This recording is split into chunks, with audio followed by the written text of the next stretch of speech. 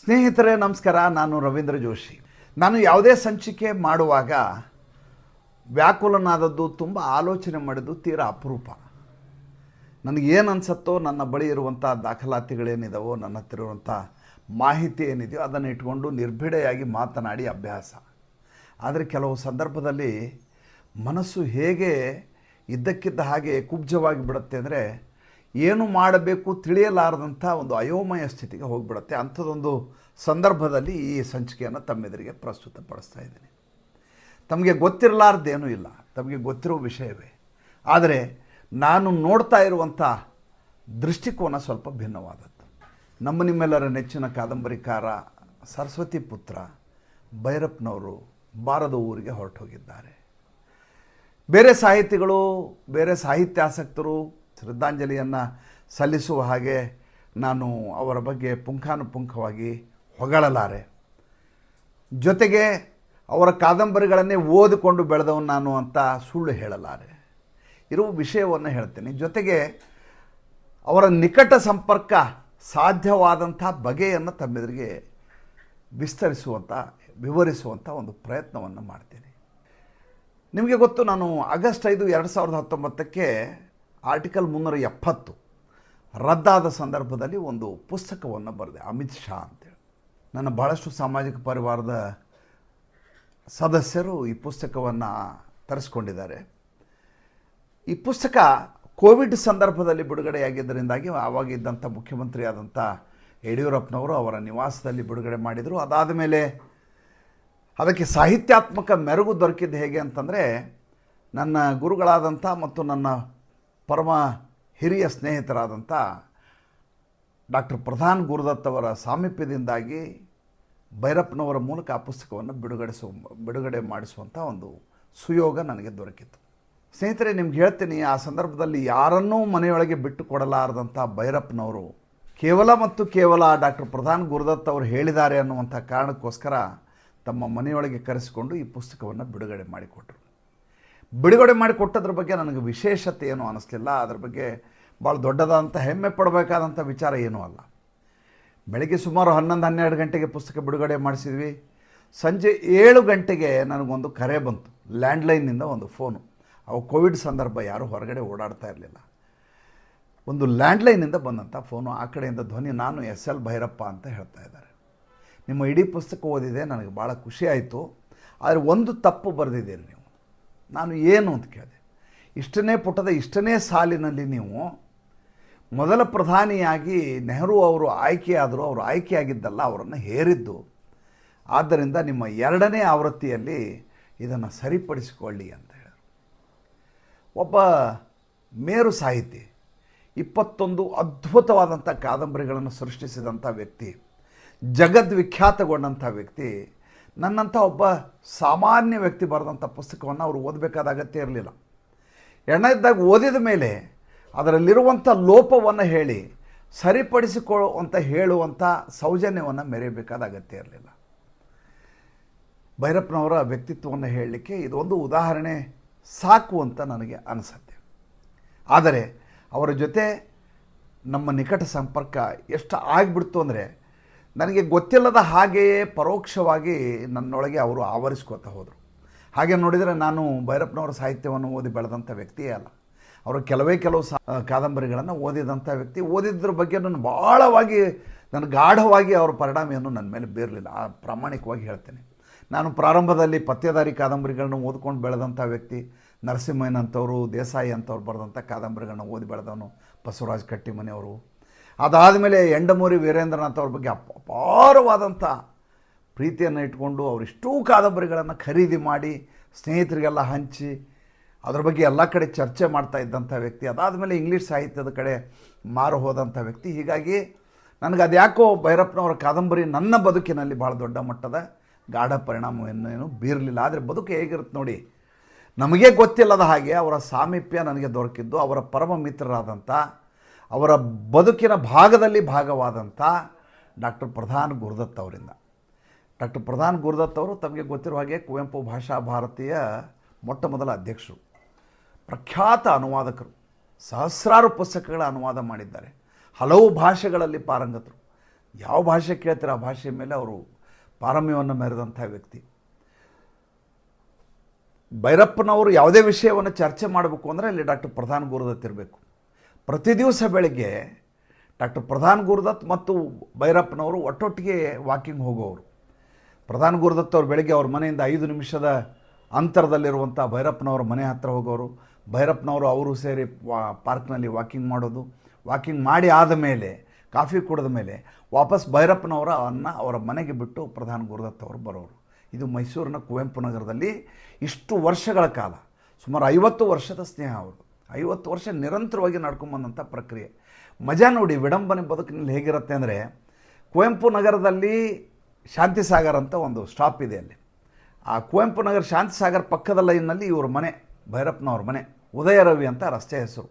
ಇವರು 2 ಮಕ್ಕಳ ಹೆಸರು, ಒಬ್ಬ ಉದಯ್, ಒಬ್ಬ ರವಿ. ರವಿ ಅನ್ನೋರು ದೊಡ್ಡವರು ರವಿಶಂಕರ್, ಚಿಕ್ಕವ್ರ ಹೆಸರು ಉದಯ್ ಶಂಕರ್ ಅಂತ. ರವಿ ಅನ್ನೋರು UK ನಲ್ಲಿರ್ತಾರೆ, ಯುನೈಟೆಡ್ ಕಿಂಗ್ಡಮ್ನಲ್ಲಿ. ಉದಯ್ ಅನ್ನೋರು ಬೆಂಗಳೂರಲ್ಲಿರ್ತಾರೆ, ಚಿಕ್ಕವರು. ಆ ರಸ್ತೆ ಹೆಸರು ಕೂಡ ಉದಯ ರವಿ ಆಗಿದೆ. ಅದು ಮಜಾ ಅಲ್ಲ. ಅದರ ಎದುರುಗಡೆ ಇರುವಂಥ ಮನೆ ಇದೆಯಲ್ಲ, ಅದು ಪಡಪೋಷಿ KS ಭಗವಾನನ ಮನೆ. ಭಗವಾನ್ ಮನೆ ಎದುರಿಗೆ ಯಾವಾಗಲೂ ಪೊಲೀಸ್ ಜೀಪ್ ನಿಂತಿರುತ್ತೆ. ಅಲ್ಲಿ ಪೊಲೀಸರು ಬೆಳಗ್ಗೆ ಎದುರು ಬೈತಿರ್ತಾರೆ, ಈ ಮನುಷ್ಯನಿಂದಾಗಿ ನಾವಿಲ್ಲಿ ಬಂದು ಕಾಯ್ಕೊಂಡು ಕೂಡೋ ಪರಿಸ್ಥಿತಿ ಬಂದಿದೆ.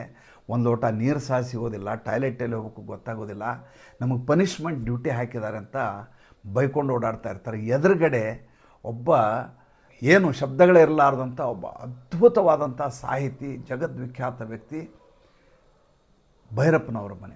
ಭೈರಪ್ಪನವ್ರ ಮನೆಗೆ ಯಾವುದೇ ರೀತಿಯ ಭದ್ರತೆ ಇಲ್ಲ, ಯಾರು ಬೇಕಾದರೂ ಹೋಗ್ಬೋದು, ಯಾರು ಬೇಕಾದರೂ ಬರಬಹುದು. ಅತ್ಯಂತ ಸಹಜವಾದ ಜೀವನ ಮಾಡಿದಂಥ ಮನುಷ್ಯ. ಅವ್ರಿಗೆ ನಾನು ಒಂಟಿ ಸಲಗ ಅಂತ ನಾನು ಅಂದ್ಕೊಂಡದ್ದು. ಯಾಕೆಂದರೆ ಈ ಮೈಸೂರು ಇದೆಯಲ್ಲ, ಅದಕ್ಕೆ ಸಾಂಸ್ಕೃತಿಕ ರಾಜಧಾನಿ ಅಂತ ಹೆಸರಿದೆ.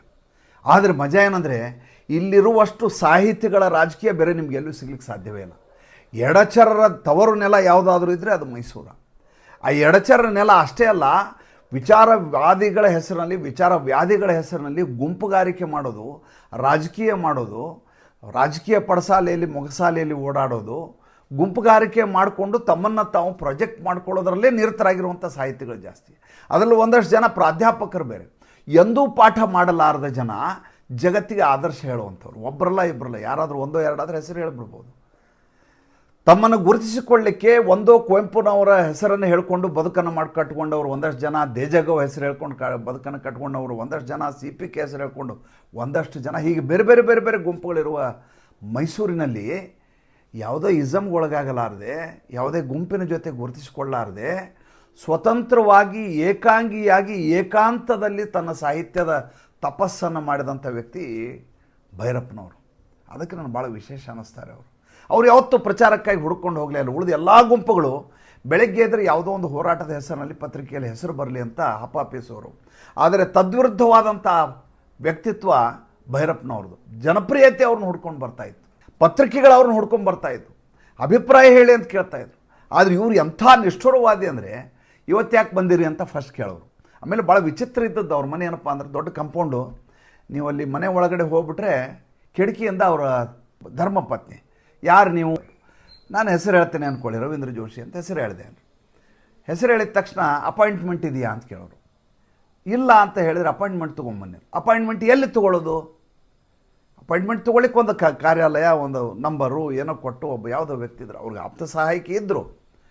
ಅಂದರೆ ಈ ರೀತಿಯಾದಂಥ ಆದಷ್ಟು ಜನರಿಂದ ದೂರವಾಗಿದ್ದು, ಸಾಹಿತ್ಯ ಪರ್ಯಟನೆ ಮಾಡಿಕೊಂಡು, ಅಧ್ಯಯನ ಮಾಡಿಕೊಂಡು, ಅಧ್ಯಯನವಿಲ್ಲದೆ ಕಾದಂಬರಿಯನ್ನೇ ಬರೆಯಲಾರದೆ, ಯಾವುದೇ ಯುಸಮ್ಗೆ ಒಳಗಾಗಲಾರದೆ, ಜನಪ್ರಿಯತೆಗಾಗಿ ಹಪಹಪಿಸಲಾರದೆ, ಯಾವುದೇ ಜನ ಬಂದು ತನ್ನನ್ನು ನೋಡಲಿ, ಫೋಟೋ ತೆಗೆಸ್ಕೊಳ್ಳಿ, ಸೆಲ್ಫಿ ತೆಗೆಸ್ಕೊಳ್ಳಿ, ಪೇಪರಲ್ಲಿ ಬರಲಿ ಅಂತ ಬಯಸಲಾರದೆ, ತಮ್ಮ ಪಾಡಿಗೆ ತಾವು ಒಬ್ಬಂಟಿಯಾಗಿದ್ದಂಥ ವ್ಯಕ್ತಿ ಯಾರಾದರೂ ಇದ್ದರೆ ಅದು ಕೇವಲ ಮತ್ತು ಕೇವಲ SL ಭೈರಪ್ಪ. ಭೈರಪ್ಪನವರ ಬದುಕಿನಲ್ಲಿ ಬದುಕಾಗಿದ್ದಂಥ ವ್ಯಕ್ತಿ. ಅವರ ಜೊತೆ ಇದ್ದವರು ಒಬ್ಬರೊಬ್ಬರು, ಅವರು ಪ್ರಧಾನ್ ಗುರುದತ್ ಅವರು ಮತ್ತು ಅವರ ಧರ್ಮಪತ್ನಿಯಾದ ಸೀತಾಲಕ್ಷ್ಮಿ ಅವರು. ಸೀತಾಲಕ್ಷ್ಮಿ ಮತ್ತು ಭೈರಪ್ಪನವರ ಪತ್ನಿ ಸರಸ್ವತಮ್ಮ ಭಾಳ ಆಪ್ತ ಸ್ನೇಹಿತರು. ಪ್ರತಿ ದಿವಸ ಈ ಶ್ರೀಮತಿ ಸೀತಾಲಕ್ಷ್ಮಿ ಅವರು, ಪ್ರಧಾನ್ ಗುರುದತ್ ಅವರ ಪತ್ನಿಯವರು, ಸಂಜೆ ಭೈರಪ್ಪನವ್ರ ಮನೆಗೆ ಹೋಗಿ ಅವ್ರ ಹೆಣ್ಮಕ್ಳೆಲ್ಲ ಸೇರಿ ಮಾತುಕತೆ ಆಡೋದು. ಭೈರಪ್ಪನವ್ರು ಸಂಜೆ ಶಿಸ್ತಿನ ಜೀವನ ಭೈರಪ್ಪನವ್ರದ್ದು. ಸಮಯಕ್ಕೆ ಸರಿಯಾಗಿ ತಿಂಡಿ ತಿನ್ನಬೇಕು, ತುಂಬ ಚೆನ್ನಾಗಿರಬೇಕು, ಸುಗ್ರಾಸ ಭೋಜನ ಆಗಬೇಕು, ಹಣ್ಣುಗಳನ್ನು ಸಂಜೆ ಸೇವಿಸಬೇಕು, ವಾಕಿಂಗ್ ಹೋಗಬೇಕು. ಒಂದು ಘಟನೆ ನಡೀತು. ಇವ್ರಿಗೆ ಬಹುಶಃ ನಾನು ಅಂದ್ಕೊಂಡ ಮಟ್ಟಿಗೆ ಸರಸ್ವತಿ ಸಮ್ಮಾನ ಅವಾರ್ಡ್ ಬಂದ ಸಂದರ್ಭ ಅನ್ಕೋತೀನಿ. ಸರಸ್ವತಿ ಸಮ್ಮಾನ ಅಥವಾ ಪದ್ಮಭೂಷಣ ನೆನಪಾಗ್ತಾ ಇಲ್ಲ. ಅವಾಗ ಬೊಮ್ಮಾಯಿ ಬಸು ಮುಖ್ಯಮಂತ್ರಿ ಆಗಿದ್ದರು, ಬಸವರಾಜು. ಇವ್ರು ನೋಡಬೇಕು ಅಂತ ರಾತ್ರಿ ಬಂದರು ಮನೆಗೆ, ಕುವೆಂಪು ನಗರಕ್ಕೆ. ಮೈಸೂರಿಗೆ ಭೇಟಿ ಕೊಟ್ಟಿದ್ದರು ಮುಖ್ಯಮಂತ್ರಿ.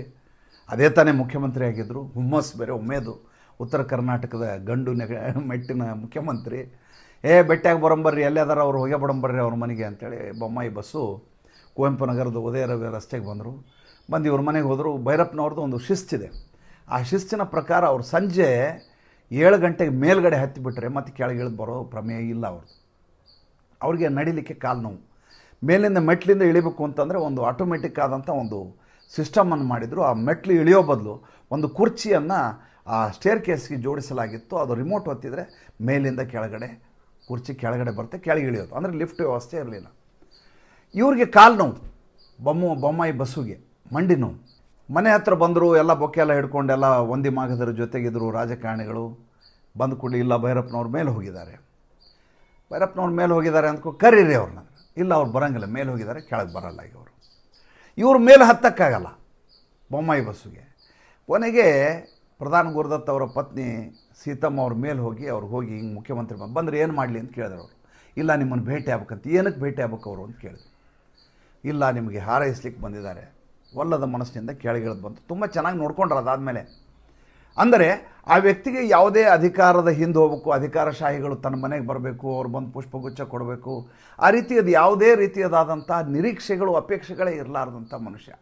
ಒಬ್ಬ ವ್ಯಕ್ತಿ ಅತ್ಯಂತ ವಿಕ್ಷಿಪ್ತನಾಗಿದ್ದರೆ, ಅತ್ಯಂತ ವಿಲಕ್ಷಣವಾಗಿದ್ದರೆ, ಅತ್ಯಂತ ಭಿನ್ನವಾದಂಥ ಜೀವನ ಚರ್ಯೆಯನ್ನು ನಡೆಸ್ಕೊಂಡು ಬಂದಂಥ ವ್ಯಕ್ತಿಯನ್ನು ನೀವು ನೋಡಬೇಕು ಅಂತ ಯಾರಾದರೂ ಇದ್ದರೆ ಅದು ಕೇವಲ ಮತ್ತು ಕೇವಲ ಭೈರಪ್ಪನವ್ರು ನೋಡಿದರೆ ನಿಮ್ಗಂಥ ಒಬ್ಬ ವ್ಯಕ್ತಿ ಕಾಣಿಸ್ತಾರೆ. ಇನ್ನೊಂದು ಪ್ರತಿರೂಪ ನಿಮ್ಗೆ ಸಿಗಲ್ಲ. ನಾವೆಲ್ಲ ಜೀವನದಲ್ಲಿ ಭಾಳಷ್ಟು ಮರ್ಜಿಗೆ ಒಳಗಾಗಿಬಿಡ್ತೀವಿ. ಆಮೇಲೆ ಸಾಹಿತಿಯಾಗಿದ್ದರೂ ಕೂಡ ಆತ ಮನುಷ್ಯ ಸಹಜ ದೌರ್ಬಲ್ಯಗಳಿಂದ ನರಳ್ತಾ ಇರ್ತಾನೆ, ಗೊತ್ತೇ ಇರೋದಿಲ್ಲ. ಒಳಗಡೆ ಕೀಳರಿಮೆ ಇರುತ್ತೆ, ಒಳಗಡೆ ಅಹಮಿಕೆ ಇರುತ್ತೆ, ಒಳಗಡೆ ನಾನು ಇನ್ನೊಂದಿಷ್ಟು ಸಾಧಿಸಬೇಕು, ಹೆಸರು ಬರಬೇಕು ನನಗೆ ಅಂತ ಇರುತ್ತೆ. ಯಾವುದೂ ಇಲ್ಲದೆ ತನ್ನ ಪಾಡಿಗೆ ತಾನು ಜೀವನ ಮಾಡಿಕೊಂಡಿದ್ದು ಒಬ್ಬ ಒಂಟಿ ತಪಸ್ವಿ ಹಾಗೆ ಜೀವನ ಮಾಡಿದವರು ಯಾರಿದ್ರೆ ಅದು ಭೈರಪ್ಪನವರು. ನಾನು ಒಬ್ಬ ಅದ್ಭುತವಾದಂಥ ಹಿಂದೂಸ್ತಾನಿ ಸಂಗೀತಜ್ಞ ನನ್ನ ಸ್ನೇಹಿತರಿದ್ದಾರೆ, ವೀರಭದ್ರಯ್ಯ ಯರಗಲ್ ಅಂಥೇಳಿ. ಪಂಡಿತ್ ವೀರಭದ್ರಯ್ಯ, ಭಾಳ ದೊಡ್ಡ ಹೆಸರು, ವೀರಭದ್ರಯ್ಯ ಹಿರೇಮಠ ಅಂತ ಹೇಳ್ತಾರೆ ಅವ್ರಿಗೆ. ಈಗ ಅವ್ರಿಗೆ ಸರಿ ಸುಮಾರು ಒಂದು 70 ವರ್ಷ ಇರಬೇಕು. ಅವ್ರನ್ನ ಒಂದು ದಿವಸ ಭೇಟಿ ಆದೆ ನಾನು. ಎಲ್ಲಿ ಹೊಂಟ್ರಿ, ಯಾಕೆ ಗಡಿಬಿಡಿ ಮಾಡ್ಲಿಕ್ಕತ್ತಿರಲ್ರಿ ವೀರಭದ್ರಯ್ಯಪ್ಪ ಅವ್ರ, ಯಾಕೆ ಅಂದೆ. ಇಲ್ಲರಿ ಈಗ ಭೈರಪ್ಪನವ್ರು ಬರ್ತಾರೆ ಮನೆಗೆ, ಅದಕ್ಕೆ ಹೊಂಟೆ ನಾನು ಅಂದರು. ಯಾಕೆ ಭೈರಪ್ಪನವ್ರು ನಿಮ್ಮ ಮನೆಗೆ ಯಾಕೆ ಬರ್ತಾರೆ? ಇಲ್ಲ ಅವರು ಸಂಗೀತ ಕಲಿತಾ ಇದ್ದಾರೆ. ಆವಾಗ 85ರ ಪ್ರಾಯ ಅವ್ರಿಗೆ. ಯಾರಿಗೆ? ಭೈರಪ್ಪನವ್ರಿಗೆ. ಅಲ್ರಿ ಅವ್ರಿಗೆ 85 ವರ್ಷ ಆಯ್ತು, ಈಗ ಯಾವ ಸಂಗೀತ ಕಲಿತಾರೆ? ಇಲ್ಲರಿ ಅವ್ರಿಗೆ ಹಿಂದೂಸ್ತಾನಿ ಸಂಗೀತ ಕಲಿಬೇಕಂತೆ, ಅದಕ್ಕೆ ದಿವಸ ಪಾಠ ಹೇಳಿಸ್ಕೊಳಿಕ್ಕೆ ಬರ್ತಾರೆ ನಮ್ಮ ಮನೆಗೆ. ನನಗೆ ಆಶ್ಚರ್ಯ ಆಯಿತು. ಸಂಗೀತದ ಬಗ್ಗೆ ಒಂದು ಕಾದಂಬರಿ ಬರೀಬೇಕು ಅಂದರೆ ಸಂಗೀತ ಯಾಕೆ ಹೇಳಿಸ್ಕೋಬೇಕು? ಇಲ್ಲ ಅವ್ರು ಅದ್ರ ಮೇಲೆ ಸಂಪೂರ್ಣ ಹಿಡಿತ ಸಾಧಿಸಲಾರದೆ ಬರೆಯಂಗಿಲ್ಲಂತವರು, ಅದಕ್ಕೆ ಬರ್ತಾ ಇದ್ದಾರೆ. ಮುಂದೆ ಅವ್ರ ಕಾದಂಬರಿ ಮತ್ತು ಬಹುಶಃ ಮಂದ್ರ ಅನ್ಕೋತೆ ನಾನು. ಸಂಗೀತದ ಬಗ್ಗೆ ಅದರಲ್ಲಿ ರೆಫರೆನ್ಸ್ ಬರೋದರಿಂದ, ಪಾತ್ರ ಅದರ ಇರೋದರಿಂದ ಆತ ಸಂಗೀತವನ್ನು ಅಧ್ಯಯನ ಮಾಡಿ ಸಂಗೀತವನ್ನೇ ಕಲಿತು ಅದ್ರ ಮೇಲೆ ಕಾದಂಬರಿ. ಈಗ ನಿನ್ನೆ ಭಾನು ಮುಷ್ತಾಕ್ ಇದ್ದಕ್ಕಿದ್ದ ಹಾಗೆ ಭೈರಪ್ಪನವ್ರು ತಮ್ಮ ಮನೇಲಿ ಹೆಂಗೆ ಇಟ್ಕೊಂಡಿದ್ದೀನಿ ಅನ್ನೋ ಕಥೆಯನ್ನು ಬರ್ಕೊಂಡಿದ್ದಾರೆ. ಎಂದೂ ಅವರು ಆ ಮಾತು ಹೇಳಿಲ್ಲ. ಎಲ್ಲಿ ಹೇಳಿಬಿಟ್ರೆ ಭೈರಪ್ಪ ಅವ್ರು ನಮ್ಮ ಮನೇಲಿ ಇದ್ದರು ಅಂದ್ಬಿಟ್ರೆ ಎಲ್ಲಿ ತನಗೆ ಅಪಚಾರ ಆಗಿಬಿಡುತ್ತೋ, ತನ್ನ ಎಲ್ಲಿ ಎಡಚಾರು ದೂರ ಇಟ್ಬಿಡ್ತಾರೋ ಅಂತ ಭಾನು ಮುಷ್ತಾಕ್ ಇಷ್ಟು ದಿವಸ ಆ ವಿಷಯವನ್ನು ಮುಚ್ಚಿ ಇಟ್ಕೊಂಡಿದ್ರು. ಒಬ್ಬ ಮುಸಲ್ಮಾನಳ ಮನೆಯಲ್ಲಿ ಆವರಣ ಕಾದಂಬರಿ ಬರೀಲಿಕ್ಕೋಸ್ಕರ ವಾರಗಟ್ಟಲೆ ಭೈರಪ್ಪನವರಿದ್ದು ಮಾಂಸಾಹಾರ ಮಾಡುವವರ ಮನೆಯಲ್ಲಿದ್ದು ಮುಸಲ್ಮಾನರ ಬದುಕು ಹೇಗಿರುತ್ತೆ ಅಂತ ಅಲ್ಲೇ ಸಸ್ಯಾಹಾರದ ಆಹಾರ ಮಾಡಿಸ್ಕೊಂಡು ಇದ್ದು ಅವರ ಜೀವನ ಶೈಲಿಯನ್ನು ನೋಡಿಕೊಂಡು ಅದನ್ನು ನೋಟ್ಸ್ ಮಾಡಿಕೊಂಡು ಮಸೀದಿಗೆ ಹೋಗಿ ಕಬರಸ್ಥಾನ್ಗೆ ಹೋಗಿ ಬಂದ ಮೇಲೆ ಕಾದಂಬರಿ ಬರೆದ್ರು. ಈಗ ಭಾನು ಮುಷ್ತಾಕ್ ಕೇಳ್ತಾ ಇದ್ರಿ, ಇನ್ನೊಂದು 15 ದಿವಸ ಮುಂಚೆ ಹೇಳ್ಬೇಕಾಯ್ತು, ಯಾಕೆ ಹೇಳಿಲ್ಲ? ಎಲ್ಲಿ ಎಡಚಾರು ಬೇಜಾರು ಮಾಡ್ಕೊಂಡ್ಬಿಡ್ತಾರೋ ಏನೋ, ನಾನು ಭೈರಪ್ಪನವ್ರು ಹೆಂಗೆ ಓಲೈಸಿದೆ ಅಂತ ಗೊತ್ತಾರೋ ಅಂತ ಅವ್ರಿಗೆ ಅವ್ರ ಬಗ್ಗೆ ಇರುವಂಥ ಅನುಮಾನಗಳು, ಸಂದೇಹಗಳು, ಇದು ಎಲ್ಲ ಸಾಹಿತಿಗಳನ್ನ ಕಾಡುತ್ತೆ. ಭಾನು ಮುಷ್ತಾಕ್ ಒಬ್ಬರನ್ನೇ ಅಲ್ಲ, ಎಲ್ಲರನ್ನೂ ಕಾಡುವಂಥ ಸಮಸ್ಯೆ ಇದು. ಇದೆಲ್ಲದರಿಂದ ಭಿನ್ನವಾಗಿ ನಿಂತವ್ರು ಭೈರಪ್ಪನವರು. ಹೀಗಿರುವಂಥ ಭೈರಪ್ಪನವರು ಕಾಲಾಂತರ ಅವರ ಸ್ವಭಾವ ಹೇಗಿತ್ತು ಅಂತ ಹೇಳ್ತೇನೆ. ಒಂದು ಸಲ ಅವ್ರ ಜೊತೆ ಒಂದು ಸಮಾರಂಭಕ್ಕೆ ಹೋಗ್ತಾ ಇದ್ದೆ. ಬೆಳಗ್ಗೆ ಪ್ರಧಾನ ಗುರುದತ್ತು ಮತ್ತು ಅವ್ರ ಕುಟುಂಬ, ನಾನು, ಭೈರಪ್ಪನವರು ಬೆಂಗಳೂರಿನ ಒಂದು ಪುಸ್ತಕ ಬಿಡುಗಡೆ ಸಮಾರಂಭ. 6:45ಗೆ ಹೊರಡೋಣ ಅಂತ ಫರ್ಮಾನ್ ಹೊರಡಿಸಿದ್ರು. 6:45 ಅಂದರೆ 6:45 ಅದು 6:50 ಆಗಂಗಿಲ್ಲ. 6:15ಗೆ ನಾವು ಬೆಳಗ್ಗೆ ಹೋದ್ವಿ. ಹೋದ ತಕ್ಷಣ ಕಾರಲ್ಲಿ ಕೂತ್ಕೊಂಡ್ರು, ಎಲ್ಲ ಪೇಪರ್ಗಳು ಕೈಯಲ್ಲಿದ್ದು, ಕಿವಿಗೆ ಹಿಯರಿಂಗ್ ಏಡ್ ಹಾಕ್ಕೊಂಡ್ರು, ಎಲ್ಲ ಪೇಪರ್ಗಳನ್ನ ಒಂದು ಸಲ ಓದಿದರು. ಓದಿ ಮುಚ್ಚಿಟ್ಟ ತಕ್ಷಣ ಬೇರೆಯವ್ರು ನನ್ನ ಮಾತಾಡಿಸ್ತಾರೆ ಅನ್ನುವಂಥದ್ರ ಬಗ್ಗೆ ಅವ್ರಿಗೆ ಗೊಡವೆ ಇಲ್ಲ, ಪರಿವೇ ಇಲ್ಲ. ತಕ್ಷಣ ತಮ್ಮ 2 ಹಿಯರ್ ಪ್ಲಗ್ಗಳನ್ನು ತೆಗೆದ್ರು, ಹಿಯರ್ ಏಡ್ಗಳನ್ನು. ಒಂದು ಸ್ಟೀಲಿನ ಡಬ್ಬಿ ಇತ್ತು, ಆ ಡಬ್ಬಿ ಒಳಗೆ ಹಾಕ್ಕೊಂಡ್ರು, ಮುಚ್ಚಿಟ್ರು, ಕೂತ್ಕೊಂಡು ಮಲ್ಕೊಂಡ್ರು ಕಾರಲ್ಲಿ. ಹಿಂದ್ಗಡೆ ಜನ ಇದ್ದಾರೆ, ಅವ್ರು ನನ್ನ ಜೊತೆ ಮಾತಾಡಿದ್ರೆ ನಾನು ಹೆಂಗೆ ಉತ್ತರ ಕೊಡಲಿ, ನನ್ನ ಕಿವಿ ಕೇಳಂಗಿಲ್ಲ, ಮುಂದೆ ಏನು ಮಾಡಬೇಕು ಅದ್ಯಾವುದೂ ಇಲ್ಲ. ಬಂದರು, ಸಮಾರಂಭಕ್ಕೆ ಬಂದರು, ಅಲ್ಲೇನೋ ಇಡ್ಲಿ ತಂದು ಕೊಟ್ಟರು, ಇಡ್ಲಿ ತಿಂದರು. ಅಷ್ಟೊತ್ತಿಗೆ ಆ ಕಾರ್ಯಕ್ರಮದ ಆಯೋಜಕರು ಬಂದರು. ನಿಮಗೋಸ್ಕರ ಸ್ಪೆಷಲ್ ರವೆ ಇಡ್ಲಿ ಮಾಡಿಸಿದ್ದೀನಿ, ಒಂದು ತಿನ್ನಿ ನೀವು. ಅವ್ರು ಹೇಳಿದ್ರಿಲ್ಲ, ನಾನು ತಿಂಡಿ ಆಗಿದೆ. ಇಲ್ಲ, ಒಂದು ರವೆ ಇಡ್ಲಿ ನಿಮಗೋಸ್ಕರ ಮಾಡಿಸಿದ್ದೀನಿ, ತಿನ್ನಿರಿ ನೀವು. ನಾನು ನಿಮ್ಗೆ ಆಗಲೇ ಹೇಳಿದ್ನಲ್ಲ, ತಿಂಡಿ ತಿಂದಿದ್ದೀನಿ ನಾನು ಅಂಥೇಳಿ. ಅಂದರೆ ನಾನು ಒಂದು ಸಲ ಹೇಳಿದ ಮೇಲೆ ಮುಗೀತು, ಮತ್ತೊಂದು ಸಲ ನೀವು ಕೇಳಬೇಡ್ರಿ ಅನ್ನುವಂಥ ಧೋರಣೆ, ದಾರ್ಷ್ಟ್ಯ ಭೈರಪ್ಪನವ್ರದ್ದು. ಇಂಥ ಭೈರಪ್ಪನವ್ರಿಗೆ ಕಾಲಾಂತರದಲ್ಲಿ ಇದ್ದಕ್ಕಿದ್ದ ಹಾಗೆ ಮುಪ್ಪು ಆವರಿಸುತ್ತೆ. ಒಂದು ಸಲ ಹುಬ್ಳಿಗೆ ಹೋಗ್ಬೇಕು ಅಂತ ಆಸೆ ಆಗ್ಬಿಡ್ತು. ಅವ್ರ ಜೀವನವನ್ನು ಶುರು ಮಾಡಿದ್ದೆ ಅವ್ರು ಹುಬ್ಳಿನಲ್ಲಿ, ಕಾಡಸಿದ್ದೇಶ್ವರ ಆರ್ಟ್ಸ್ ಕಾಲೇಜಿನಲ್ಲಿ. 1958ರಿಂದ 1961ರವರೆಗೂ ಅಲ್ಲಿದ್ದರು. ಮೊದಲ 2 ಕಾದಂಬರಿಗಳು ಬರೆದದ್ದು ಅಲ್ಲೇ ಅವರು, ಧರ್ಮಶ್ರೀನೂ ಅಲ್ಲೇ ಬರೆದಿದ್ದಾರೆ ಅಂತ ನಾನು ಅನ್ಕೋತೀನಿ. ಹುಬ್ಳಿಗೆ ಹೋಗ್ತೀನಿ ಅಂದರು. ಆಯಿತು, ಹುಬ್ಳಿಗೆ ಹೋಗ್ರಿ, ಯಾರಾದರೂ ಕರ್ಕೊಂಡು ಹೋಗ್ರಿ, ಇನೋವಾದಲ್ಲಿ ಅದರಲ್ಲಿ ಹೋಗಿ. ಇಲ್ಲ ನಾನು ಟ್ರೈನಾಗ ಹೋಗ್ತೀನಿ. ಅಷ್ಟೊತ್ತಿಗೆ ಅವ್ರಿಗೆ ವರ್ಟಿಗೋ ಶುರುವಾಗಿತ್ತು, ತಲೆ ತಿರುಗುವಂಥದ್ದೊಂದು ಸಣ್ಣ ಕಾಯಿಲೆ ಇತ್ತು. ಜೊತೆಗೆ ಮೆಮರಿ ಹೊರಟೋಗಿತ್ತು. ಮೆಮರಿ ಸಂಪೂರ್ಣವಾಗಿ ಹೋಗಿರಲಿಲ್ಲ, ನೆನಪು ಬರೋದು, ನೆನಪು ಹೋಗೋದು, ಅಂದರೆ ಅರಳು ಮರಳು ಅಂತ ನಮ್ಗೆ ಕರಿತೀವಲ್ಲ, ಆ ಥರ ಇತ್ತು. ನಾನು ಮೈಸೂರು ಧಾರವಾಡ ಟ್ರೈನಿಗೆ ಹೋಗ್ತೇನೆ ಅಂದರು. ಅಲ್ಲ ರೀ, ಮೈಸೂರು ಧಾರವಾಡ ಟ್ರೈನಿಗೆ ನೀವು ಒಬ್ಬರೇ ಹೆಂಗೆ ಹೋಗ್ತೀರಿ? ಟ್ರೈನಲ್ಲಿ ಏನಾರು ಹೆಚ್ಚು ಕಮ್ಮಿ ಆದರೆ ಯಾರಿದ್ದಾರೆ ಅಂತೇಳಿ ಅವ್ರ ಸ್ನೇಹಿತರು ಪ್ರಧಾನ ಗುರುದತ್ ಅವರು ಅವ್ರನ್ನ ಕೇಳಿದರು. ಆಗ ಅವ್ರು ಹೇಳಿದರು, ನನಗೆ ಅಲ್ಲಿರೋ ಜನ ಗೊತ್ತಿಲ್ಲದೆ ಇರ್ಬೋದು, ನಾನು ಯಾರು ಅಂತ ಬೋಗಿ ಒಳಗೆ ಕೂತಿರೋರ್ಗೆ ಗೊತ್ತಿರ್ತಲ್ಲ, ಅವ್ರು ನನ್ನ ಶುಶ್ರೂಷೆ ಮಾಡ್ತಾರೆ ಬಿಡಿ, ಯಾಕೆ ತಲೆ ಕೆಡ್ಸ್ಕೊತೀರಿ ನೀವು ಅಂದರು. ನಮಗೆಲ್ಲರಿಗೂ ಆತಂಕ ಇತ್ತು, ಹೆಂಗೆ ಹೋಗ್ಬಿಡ್ತಾರೆ ಇವರು. ಟ್ರೈನ್ ಅನ್ನೋದು ಹೆಂಗಿದೆ ಅಂತಂದರೆ ಆ ವ್ಯವಸ್ಥೆನೇ ಬೇರೆ. ಅದು ಮೊದಲೇ ಅದು ನಾವು ಪ್ಲ್ಯಾಟ್ಫಾರ್ಮ್ ಹುಡ್ಕೊಂಡು ಹೋಗ್ಲಿಕ್ಕೆ ನಮ್ಮಂಥವ್ರಿಗೂ ಆಗಲ್ಲ. ಅಂಥದ್ರಲ್ಲಿ ಇವ್ರು ಹೋಗಿ ಟ್ರೈನಲ್ಲಿ ಹೋಗ್ತೀನಿ ಅಂತಾರೆ, ಹೋಗಿ ಹುಬ್ಳಿಲಿ ಇಳಿತೀನಿ ಅಂತಾರೆ, ಹುಬ್ಳಿಲಿ ಇಳಿದು ಯಾರೋ ಬಂದು ಕರ್ಕೊಂಡು ಹೋಗ್ತೀನಿ ಅಂತಾರೆ. ಇವೆಲ್ಲವೂ ಸಾಧ್ಯವಾ? ಆ ವಯಸ್ಸಿನಲ್ಲಿ ಸಾಧ್ಯವಾ? ಅವಾಗ ಅವ್ರಿಗೆ 92 ವರ್ಷ. ಆವಾಗ ಹೋದ ವರ್ಷ ಅನ್ಕೋತೇನೆ, ಹೋದ ವರ್ಷ 93ನೇ ವರ್ಷ. ಆವಾಗ ಹೆಂಗೆ ಹೋಗ್ತಾರೆ ಇವರು ಅಂತ ನಾನು ಆಲೋಚನೆ ಮಾಡಿದೆ. ನೋಡಿದರೆ ಅತ್ಯಂತ ಸುಸ್ಥಿತಿಯಲ್ಲಿ ಹೋಗಿ ಅಲ್ಲಿ ಒಂದು 8-10 ದಿವಸ ಅಲ್ಲಿದ್ದು, ಸಾಹಿತ್ಯ ಪ್ರಕಾಶ್ನ ಸುಬ್ಬಣ್ಣನ ಮನೆಯಲ್ಲಿದ್ದು, ಧಾರವಾಡದಲ್ಲಿದ್ದಂಥ ಹೈಕೋರ್ಟ್ ಜಸ್ಟಿಸ್ಸು ಕೃಷ್ಣಾ ದೀಕ್ಷಿತರ ಮನೆಯಲ್ಲಿದ್ದು, ಸುಗಮವಾಗಿ ಪ್ರವಾಸ ಮುಗಿಸ್ಕೊಂಡು ವಾಪಸ್ ಮೈಸೂರಿಗೆ ಬಂದರು. ಅಂದರೆ ಈ ರೀತಿಯಾದಂಥ ಅಪಾರವಾದಂಥ ಆತ್ಮವಿಶ್ವಾಸ ಮತ್ತು ತನ್ನ ಗೊಡವೆ ಬಗ್ಗೆ ತಾನಿರುವಂಥ ವ್ಯಕ್ತಿಗೆ ಕಾಲಾಂತರದಲ್ಲಿ ಅವ್ರಿಗೆ ಇದ್ದಕ್ಕಿದ್ದ ಹಾಗೆ ನಾನು ಹೇಳಿದ ಹಾಗೆ ಅರಳು ಮರಳು ಶುರುವಾಗುತ್ತೆ. ಶುರು ಆದಮೇಲೆ ಅವ್ರಿಗೆ ಇದ್ದದ್ದು ಆಸೆ ಒಂದೇ ಒಂದು, ತಮ್ಮೂರಿಗೆ ಹೋಗಬೇಕು, ಊರಲ್ಲಿ ನೀರಿನ ವ್ಯವಸ್ಥೆ ಮಾಡಬೇಕು. ಅದೆಲ್ಲ ಮಾಡಿದರು. ಒಂದು ಪ್ರತಿಷ್ಠಾನವನ್ನು ಮಾಡಬೇಕು ಅಂದರು, ಪ್ರತಿಷ್ಠಾನವನ್ನು ಮಾಡಿದರು. ಸಂತೇಶ್ವರಕ್ಕೆ ಹೋದರು, ಸಂತೇಶ್ವರಕ್ಕೆ ಹೋಗಿ ಕಾರ್ಯಕ್ರಮವನ್ನೆಲ್ಲ ಮಾಡಿ ಬೆಂಗಳೂರಿಗೆ ಹೋದರು. ಬೆಂಗಳೂರು ಹೋಗಿ ಅಲ್ಲೇ ತಮ್ಮ ಜೀವನ ಸಂಧ್ಯಾಕಾಲವನ್ನು ಅಲ್ಲೇ ಕಳೆದ್ರು. ಅಲ್ಲೇ ತಮ್ಮ ಕೊನೆಯ ಉಸಿರನ್ನು ಅಲ್ಲೇ ಬಿಟ್ಟರು. ಮೈಸೂರಿನಲ್ಲೇ ಇಡೀ ಜೀವನವನ್ನು ಕಳೆದಂಥ ವ್ಯಕ್ತಿ. ಜೀವನದ ಯಾವುದೇ ಜಂಜಾಟಗಳಿಗೆ ತನ್ನನ್ನು ತಾನು ತೊಡಗಿಸಿಕೊಳ್ಳಲಾರದೆ ಒಬ್ಬ ಸಾಹಿತ್ಯ ತಪಸ್ವಿಯಾಗಿ ಜೀವನ ಮಾಡಿದಂಥ ಯಾವುದಾದ್ರೂ ಒಂದು ಉದಾಹರಣೆ ನಿಮ್ಗೆ ಸಿಗೋದಾದರೆ ಅದು ಕೇವಲ ಭೈರಪ್ಪನವರು ಮಾತ್ರ. ನನಗೆ ಗೊತ್ತಿಲ್ಲದೆ ಹಾಗೆ ನನ್ನನ್ನು ಆವರಿಸಿಕೊಂಡಂಥ ವ್ಯಕ್ತಿತ್ವ. ನಮಸ್ಕಾರ.